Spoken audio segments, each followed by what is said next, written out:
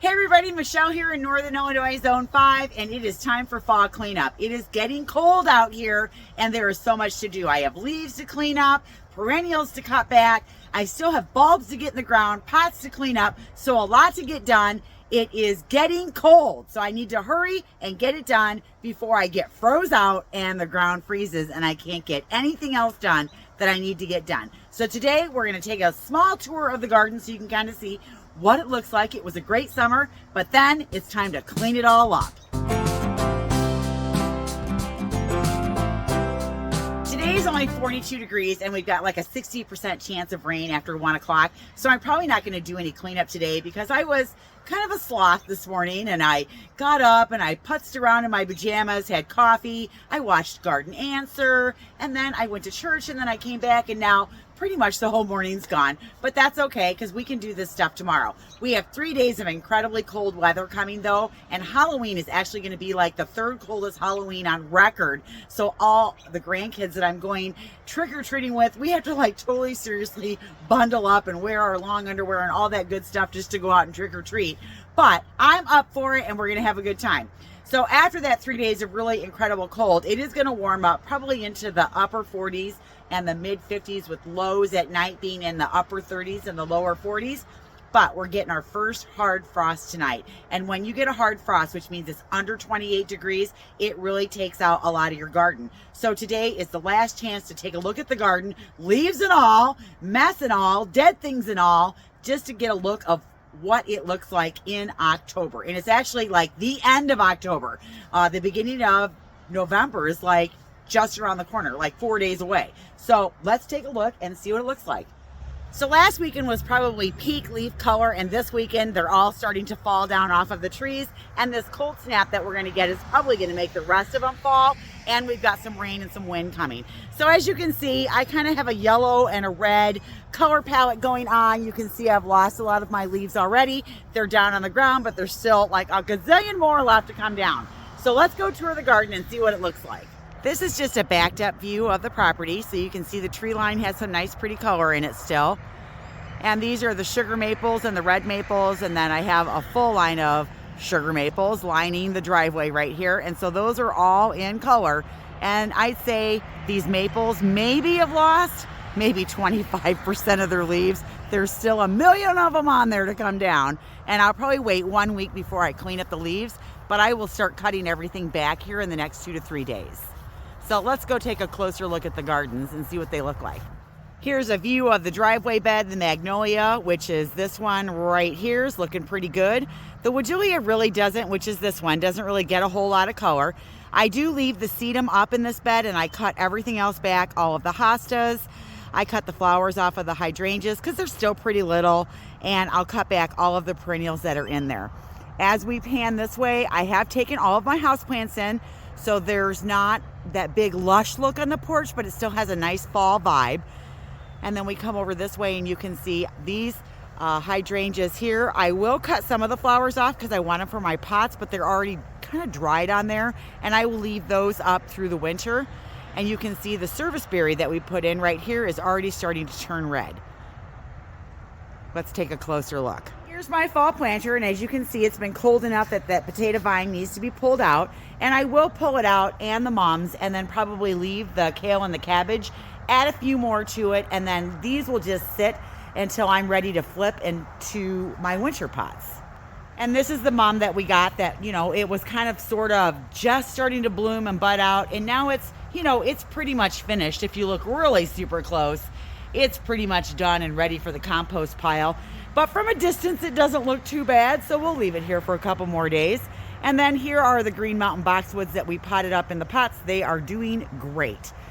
As we come along to the driveway this way, you can see all of the hostas have turned into that nice yellow color that they get in the fall. And about a week ago, these fruit punch hydrangeas, these are the little lime fruit punch, they had that vibrant red color on them. You can see a couple of them still do. But see how they aged into this nice, pretty fall color? We're actually going to cut some of these and use these in some of our fall planters. So I probably need to get out here today because some of them are really brown, but some of them are still holding a little bit of color, and I need to get the ones that I want. So I love how these turned out this year. I didn't think that they were going to do well in this spot. They were pretty scraggly looking at the beginning of the season, but the fact that they're only getting morning sun and they did as well as they did, I'm so happy with how they are looking, and I'm leaving them here. And I don't think they'll get as big as they're supposed to, but I still think they look fabulous. And even the boxwoods are doing pretty good. Even though I didn't get them pruned into their little training cuts, I'll do that first thing in the spring. The best looking things in my pots right now are still the begonias. Oh my goodness. This is the Surefire Rose Begonia from Proven Winners, and this was the Silverberry Petunia. But even though they're looking, you know, pretty rough, they still have flowers on them, and they're still trying to hold their own. Now, after tonight, these will probably be totally done. Our oak leaf hydrangeas are looking really pretty, gotten some nice, pretty color on their leaves. These would probably turn a little bit more vibrant if they were in just a tad bit more sun, but I still think they're beautiful just like this. And even the impatiens and the coleus are still holding on. We've only had like one light frost so far, and you know, some chilly nights, but nothing really cold or debilitating. But as you can see tonight, these will probably all be gone. Lots of leaves down, you can hear me crunching through them, but even that has a pretty look in the garden as well. The grasses are still up and looking good, but I probably will cut some of the plumes off of those as well to use in the garden. Now the coral bells, I won't cut those back. Basically what I'll do is I'll cut the flowers off, clean the leaves around the edges of them. I actually leave my coral bells up and then just clean the debris off of them in the spring. I find that I have better luck with them doing that than cutting them all the way back to the ground. I find when I cut them all the way back to the ground, I end up losing, like, you know, half of my plants because there's nothing to protect them through the winter. So leaving them up through the winter seems to serve me better. You can also see, here's the lazy gardener in me. These goat's beards are still sitting here in their pots. So I definitely have to get those in the ground. When I'm doing my bulb planting, I'll get those in the ground. I didn't get the pistachio dug up and moved, or actually I think I'm just gonna take it out of the garden. Although I don't know. I'm thinking about just digging it up, putting it in a pot and putting it in the garage. Maybe I can force blooms on it if I do that next year and maybe keep it in a pot. So I do have two of them. I have one right here. These finally succumbed. And I have one right here. And it's not going to hurt me to do that. I'm not out anything. So I might try that. And then if they don't bloom, then totally get rid of them. Now the white begonias, you can see those are almost finished. But we still have a lot of leaves going on with the plants. Our viburnums right here still look pretty good. Our lemony lace elderberry is lost some leaves, so it looks a little more open. But, you know, all in all, it's looking a little messy back here. Nothing that a little cleanup won't fix. And I could probably go through and harvest another whole batch of herbs back here as well. And look at my roses. I hate that I'm going to lose those because they look gorgeous. Let's go take a closer look. I just like the vibe as you come like down underneath the tree and you got the leaves on the ground. And even though I'm going to clean this all up, I still like the feeling of fall when you come down here. It's a little chilly, it's a little bit cold. You kind of got that coating on the ground. And you know what? I think fall has its own beauty when you've got like dried flowers in the garden. And even though this garden's not finished and it's not full, it still has its own great look about it in the fall. And I just love fall. It's my favorite time of the year. And even though, you know, I love summer, spring not so much because here spring isn't much of anything except for wet and cold, and then it gets hot. Fall, I love it. So another one that I won't cut back are the Haconocloa grasses. So these I will leave up all winter as well. And I will probably cut back this grass though, because once I get like a heavy snowfall on it, this one just droops right to the ground. It won't stand back up. So it's better just to take it out. Plus I'm not in the backyard a lot. And I know that there's two schools of thought where people will say, let your foliage dry back and then it'll harbor, you know, places for your beneficial insects to overwinter. My school of thought on this is, one, I don't have time to clean it up in the spring, but two, yes, that is true. It will create spots for beneficial insects to overwinter, but if you have any kind of bad things going on, you are also creating areas for them to overwinter as well. And I figure behind this tree line right here, there is 16 acres of field back there, and I own that as well. And they can all go overwinter back there instead of right here because I want it to be clean, neat, and tidy and ready to go in the spring. Look at these knockout roses. I know some people don't like knockout roses, but I do. I think that they are so easy to grow, and look at how healthy these are. I just think that these are still going strong. And what I love about them is whether you deadhead them or not, they still produce flowers, and they go and go and go all summer long. And I just think these are gorgeous. So these are the Razzadazz Reds. I have 3 of those there, and then I do have a Razzadazz Pink right here. And isn't that gorgeous? I just think it's so pretty. And then next to it, I have a little Bobo Hydrangea. So next year, we're really going to be working on vamping up this garden and filling it in. I think this side over here, pretty much I have everything in it that I want, and it's done outside of adding those annuals every year. And then keeping up with the weeds, because I didn't do a great job in here. I did love the salmon impatiens in here. I thought that they were gorgeous. I don't know that I'll do the coleus again. I wasn't in love with that, but I did like the impatiens. Lots of hostas in here already turning their yellow color and the dying foliage. The thing about it is, once it dies all the way back, they're so easy to clean out the beds here. This bed, I do like to take everything back because then I can get the leaves out of it. All right, up the steps we go. And as you can see, I need to bring my sedums in. I'll probably do that here in just a little bit. These are actually rated for this zone. These are just hens and chicks. Well, this is an echeveria, but this is a hen and chick, and this is a sedum. I think this is the lime zinger. And then these I can just bring inside. The other thing I have is a bunch of dead pots with stuff in it, but look at the sedum. Now, I wish this sedum would overwinter here. This is from Proven Winners. Oh, what is this one called? Oh, that's why you keep tags. This one is the lemon coral, and it is a 7A to 11B zone if you want to overwinter it, but that was a fabulous plant this year. I loved it in this pot. I had it mixed in here with lantana and salvia, so I thought that it was a great combination. I would do it again.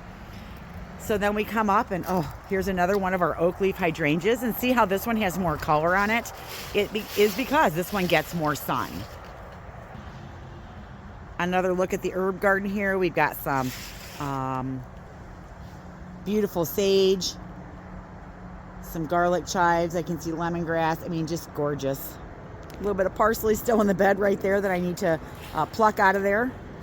So one last look at the back bed here. And then we come around this way. Just gotta love the leaves. I don't know where this drain tile came from. I have a piece here and a piece on the other side. It's not my drain tile because mine is all buried. But look at this coleus, still going strong. Here's our lungwort, looking beautiful in here. And even a stilby flowers. Check them out. They still have that nice shape to them. Our Dracaena spikes did pretty good. They got fairly large in there. No, I won't try to overwinter those and keep those as houseplants, but you could dig those out of there and repot those up and make them into houseplants. That's just a Dracaena spike. It started as a little 3-inch baby when I put it in there. All right, here is my lemony lace elderberry that I never got trimmed back, so I will let that in the spring probably bloom. It's an early summer bloomer, and I will let it bloom, and then I'll probably totally hack it in half. Now, the one thing I do want to get done in this garden is I am going to put some fabric down here in this area. And the only reason I want to do that is because one of the projects I want to tackle this winter is cleaning out this shed, which I've only been in it once or twice. And the story is that we bought the property, content included, and the guy that lived here before was an avid vegetable gardener, and all of his crap is in there. And I never cleaned it out, but I want to be able to use it and turn it into a workshop, a she shed, a chicken coop, all kinds of different ideas I have for it. But first I got to clean it out. And I didn't want to do it this summer because I'm not going in there with those big old spiders and there's lots of cobwebs in there. So I'm going to wait till they all die and do it this winter. All right, here's the cottage garden. You can see the hibiscus leaves have totally defoliated. The red twig dogwoods look really good. They got that nice vibrant red on there. These are the Arctic Fire dogwoods from Proven Winners. I love this grass. Look at this. Isn't that great? That's the Cheyenne Sky from Proven Winners. Absolutely beautiful. And then you've got other things that aren't looking so great that are done. Some of the pots back here. And just overall, you know, the bones of it look pretty good. It just needs to be cleaned up. But I was so happy with this garden this year. And then after the roses are done, I'll probably maybe cut some of those stray canes that are running off, but I do need to get these trained and tied up. That's a project that I'll do probably when we get it all going for the cleanup. The other one that I really love is this Italian ice rose. I just love this rose. I think it is so beautiful. This, I believe, is a rose from Proven Winners. And when I put it in, the whole thing defoliated. I have one on this side, and I do have another one on the other side. But then they sprang back, and they did really well. Because even the coneflowers, which were really struggling in the heat after I put this garden in, check it out. This one even actually got a new bud on it, even though it looks like somebody half ate it. They sprang back and did really well as well. And then the Veronica did really good. Those look so beautiful. My glasses. Even though that they are done, they did so well in this garden. And then if I swing around over here, here's a nice little annual in here. I can't remember the name of this. Oh, what is it? Hummingbirds love this thing. Let me check the tag. Well, shoot, I didn't put the tags in there, so I can't remember the name of this. So if anybody knows the name of this, go ahead and put it in the comments below. I just can't remember. Lopsospermy, something like that. I just don't remember. But this thing was this little scraggly thing that I stuck in here, and it's done extremely well. And it has attracted hummingbirds even first year. Now, I already had hummingbirds in here, so it was just a new place for them to go. And then check out this Mops Cypress. Isn't that gorgeous? That vibrant yellow on there. And then these coneflowers over here actually rebounded and flushed new flowers again. All right, and then this is the other rose I wanted to show you. Oh, I love this rose. I don't know what it is. I have yet been able to identify it. Some people have said that they think it's a peach knockout, but I don't think it is because it's too pink. And then as the roses age, see how they get that mottled, spotted look on them, which is just as beautiful. And I don't know. I don't know what this is. I can't remember. I even went through my invoices last year trying to figure out what it was, and I don't know. The Russian sage did really well. The alliums did well. So overall, awesome. And then here's our tulip tree. This thing, I think this doubled in size. It is a lot bigger than when I put it in because it wasn't this big. It was a fairly small tree, and I just planted it last year. So this thing is growing very quickly. All right, we come up through the path over here, and you can see that I do have a water issue right here, and I'm gonna have to probably build this bed up right here. And today I need to do this as soon as I'm done with this video. I need to get all my hoses disconnected and put away so that they aren't connected. And that's the number one way that you're gonna either blow out your spigot or ruin your hoses, is letting them freeze and water freeze in the line. So I'm gonna get those all disconnected and coiled up and put away in the garage. I'll do that probably as soon as I'm done here. But as you can see here, I didn't finish a lot of the projects, and that's okay because we'll get to them next year. Our holding bed is doing well. Everything is still alive in it. And then we have our bed right here that we just did our renovation and cleanup, and we will work on what we're gonna do in this bed over the winter and to kind of decide and figure that out. And you can see the sand cherry that Alex cut back on by mistake in that video. I told him to cut one branch off and he cut the whole thing back. But you can see it did sprout up some little branches here with some leaves since we did that. So he didn't kill it. We'll see if it comes back in a shape that I like though. So this garden will develop next year as well. So I'm very excited about that. One of my favorite things that I planted over here though were these winter berries, and look at those beautiful vibrant red berries that are on there. And we did plant 5 of them. So there's beautiful red berries in here. And so, to get those beautiful berries, these are the females. You have to plant a male. And here's my male plant. This is a Jim Dandy. So I need 1 male to every 5 or 6 females to be able to get the red berries. And so I am looking forward to these getting bigger and having those vibrant red berries. We just planted these maybe 3 months ago. Maybe not even that. Maybe 2 months ago. So they're doing really well. So up the path we go. And that kind of takes you through all the gardens and kind of where they're at.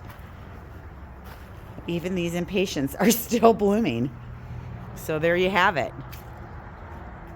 I'm going to cut some of those limelight hydrangeas off of there and use those in some of my pots.